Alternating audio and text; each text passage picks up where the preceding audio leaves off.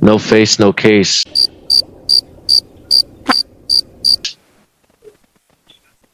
Sorry, what did you just say? Let's roll, nerds. All right, so we're back on the record in 2021 CR 9017W. So does your client want treatment for the drug problem he has, or does he want to go to prison? Oh, Your Honor, he does not want to go to prison. I think he's anxious to return home because of the medical treatment his mother needs, but he's to follow your rules, and I think he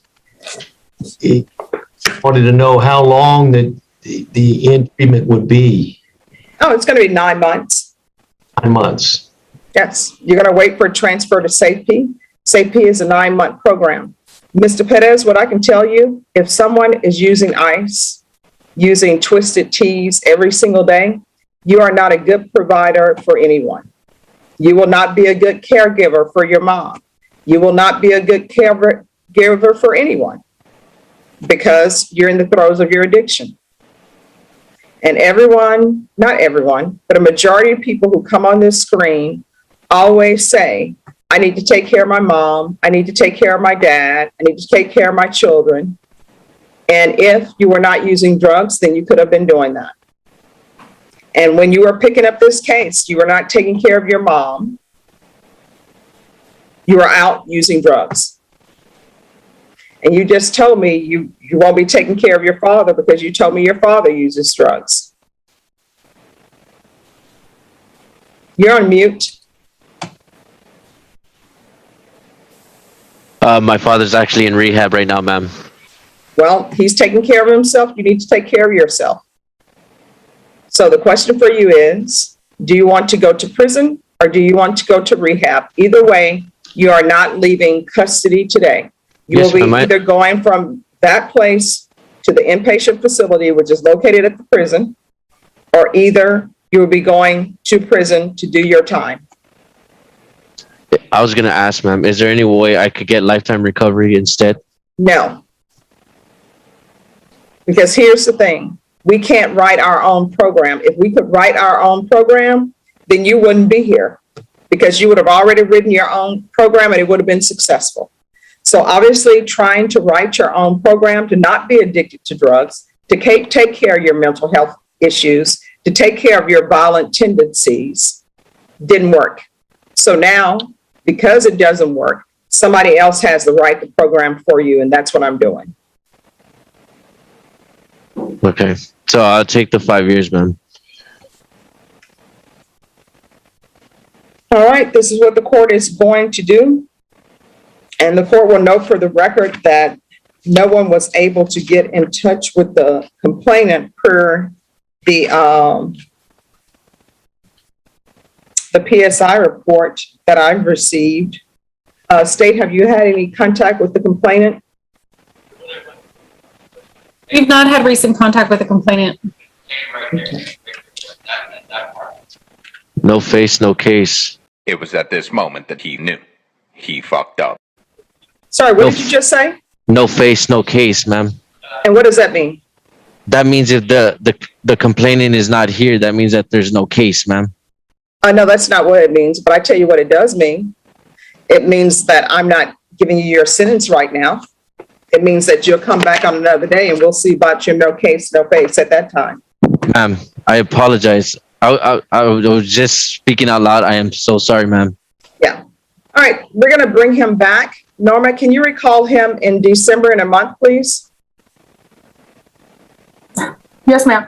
Ma'am, I'm so sorry. I did not mean to say anything. Yes, you did. No, I was speaking to myself, ma'am, not to you. No, you were not. Yes, I was, ma'am. I apologize. No, you were not. And let me just tell you this. We can go off the record. You continue with your apologies. Your apologies ring hollow. You're just saying whatever you think I want to hear. And you need to stop saying what you think people want to hear. You knew you were unmuted. You were not saying that just to yourself. You were saying it to the world at large, and you were saying it to me. So we will see you back here on December 15th. And hopefully by then, you can control yourself and think about why you are in the position that you are in. So Norma, L8 can go back. And Mr. Brauback, we'll see you back on December 15th. May I be excused, Judge? Yes. Yes. Much later. All right, and are you Mr. Perez? Yes, ma'am, I am. We're proceeding by video because of the pandemic. Any objections from the state? No, Your Honor. Any objections from the defense? I'm sorry, Mr. Probach, any objections? Oh, Your Honor, no objection. All right, and the court will note that this plea was taken by video as well. Mr. Perez, do you have any objections to us proceeding by video? No, ma'am, I don't. All right, so the court was prepared to go forth with sentencing. We were here on November 8th, but the defendant was saying that if there is no face, then there can be no case. Did you address that issue with your client, Mr. Broback? Your Honor, I've talked to my client and the family. And I confirm again, he has no felony convictions. He has good family support. His family need him at home. And I think if you give him probation, he'll follow the rules. He understands what he needs to do. He's a contractor, and he needs an anger management course, and he needs community service. Suggested the Salvation Army. All right, so what is this no face, no case, Mr. Perez? Can you raise your right hand for me, please? Do you solemnly swear affirm the testimony you give will be the truth and nothing but the truth, so help you God? Yes, ma'am. You can lower your hand. Thank you. It's just something I heard in here. I apologize for that, ma'am. They had told me that while I was in here. No. Don't make any excuses. See, your apology that you gave is really a non-apology. You're trying to blame someone else for what you said and what you did. And it's not just something you heard in there. There's a reason why you said it. Because you know what? I don't have to follow this agreement. What I can do is I can actually not follow this agreement and then put you on the jury trial list. Yes, ma'am. I understand. It was my fault. I said that, ma'am, and it came out. I shouldn't have said what I had said, ma'am. How many children do you have? I have no children, ma'am. I take care of my mother. I really take care of my mother. She has had 2 strokes in the past. She has memory loss. She forgets a lot of stuff. So she does need me, ma'am. I just really want to go home and take care of my mother. So, All right, to the state, I see that you haven't had contact with the complainant. Is that correct? That is correct, Your Honor.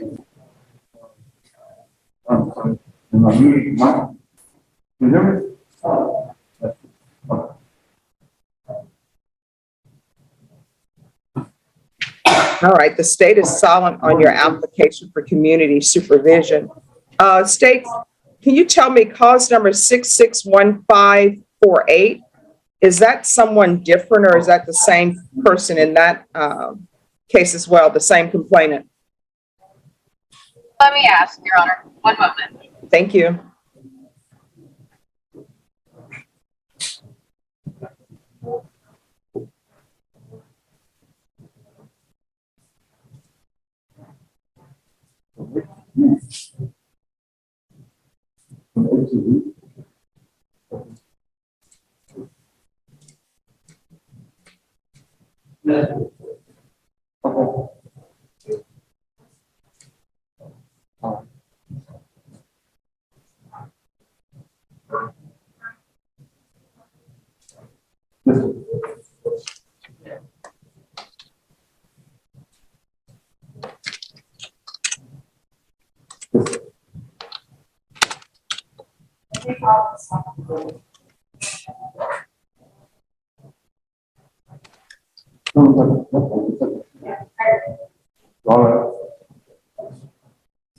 Your Honor, the complainant on the misdemeanor case is a Felicita Villa Gomez.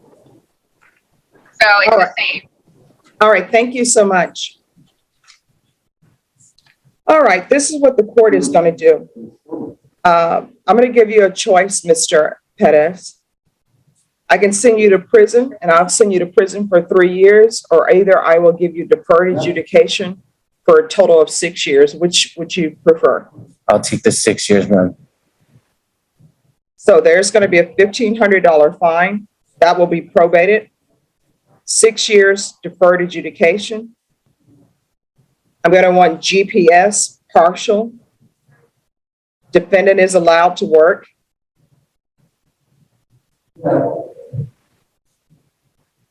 Waive GPS fees or place on indigent status. State will take in consideration the following cause number 661548, JN number 2039229, NITMAG number 626139. There's to be no contact with Felicita, Felicita, Villa Gomez. There's an affirmative finding of family violence. The BIPP course. There should be regular Zoom reporting or in person. Field visits 3 times per month, random.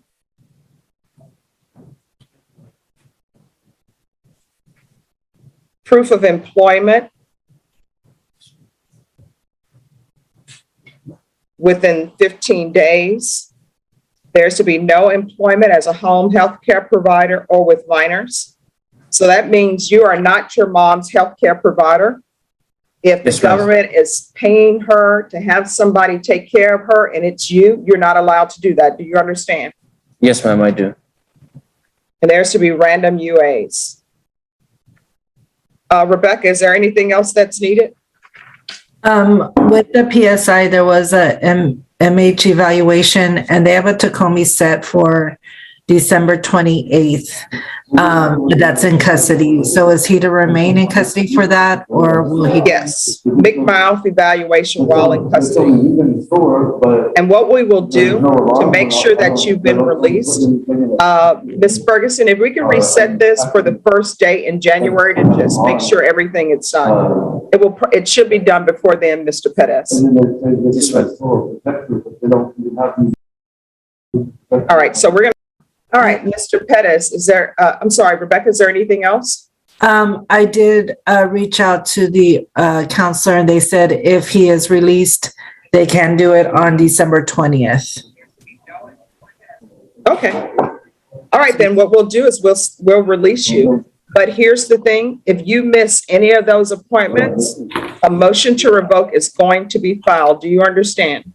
Yes, ma'am, I do. All right, we'll have him released then.